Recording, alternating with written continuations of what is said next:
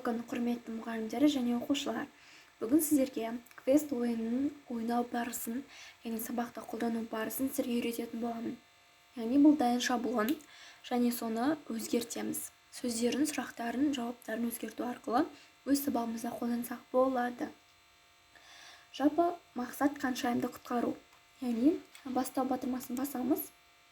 Және үстіңгі жақта сарымен көрсетіліп тұр. Көпірден өту керек, яғни ол тапсырма. Не істеу керекімізді көрсетіп тұратын тапсырма. Яғни біз көпірмен өту деген батырманы басамыз және көпірден өтеміз. Келесі Айдахар. Бұл менің көпірім. Көпірден өту үшін сұрағыма жауап бер дейді. Яғни сұрақ батырмасын басамыз, мына шетте тұрған. Мен осында сұрақ шығады. Период нешеге бөлінеді. Яғни бұл кез келген математикада, қазақ тілі, әдебиетте, кез келген сабақ пәнде қолдансақ болады. Яғни біз мұғалім тақтаға шығарады ғой оқушыны. Оқушы жауап береді. Ауызша жауап береді және сұрақты тексереді. Тексеру батырмасын басып тексереміз. Міне астында жауабы шығады. Яғни дұрыс болса ұпай беріледі, дұрыс емес болса ұпай берілмейді. Келесі тапсырма алдымызда үйшіктер тұр. Яғни үйшікке кіру. Және үйшіктен не шығады екен. Бізге ұпай берілді. Яғни ұпай, қосымша ұпай. Сыйлық ретінде. Келесі қысқа көмек керек. Яғни біз қысқа көмектесу батырмасын басамыз да көмектесеміз. Және рахмет, сұраққа жауап берші. Яғни біз сұрақ беріп тұр. Және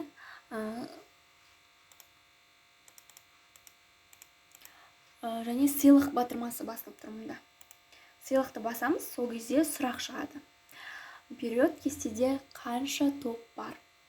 Яғни сұраққа оқушы жауап береді және оны тексереміз. Жаңағыдай астына жауап шығады. Келесі. Алдымызда үңгір тұр. Үңгірге кіру. Бұл менің үңгірім, кету үшін сұраққа жауап беру. Сұрақ батырмасын басамыз.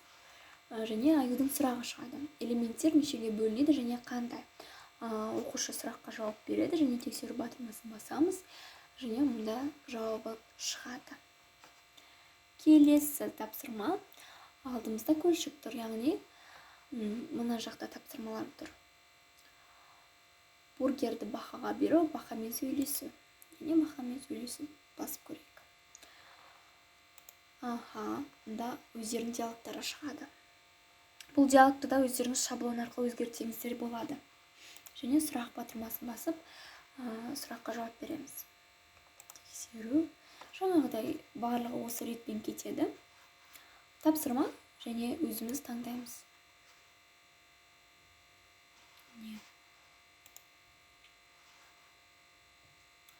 Қазан ошақ. Қызықты тапсырмалар. Бұл көбіне 5-ші, яғни төменгі сыныптарға өте қызықты болады.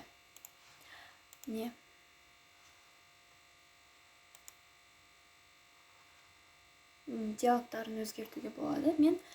Бірақ менің сұрағыма жауап берді. Қаншайымды құтқаруға келген Ханзадаға сұрақ қойыпты. Және сұрағына жауап береді оқушы ауызша. Тексеру батырмасын тағы басамыз. Дұрыс еместігін көреміз. Міне, біз діттеген мақсатымызға жеттік. Тапсырмаларды орындау арқылы, яғни сұрақтарға қызықты тапсырма арқылы жауап беріп, осындай жағдай жарайсың деп алғыс алдық. Яғни бұл оқушылардың қызығушылығын тудырады және де мақсатқа жету барысын үйретеді. Міне осымен бұл аттестация аяқталды. Яғни бұл жерде біз балалардың қызығушылығын тудыра аламыз және сабақты қызықты өту барысын жүргізе аламыз. Жалпы осы әдісті сіздерге ұсынамын және де сабақтарыңызда қолданып көріңіздер. Сәттілік!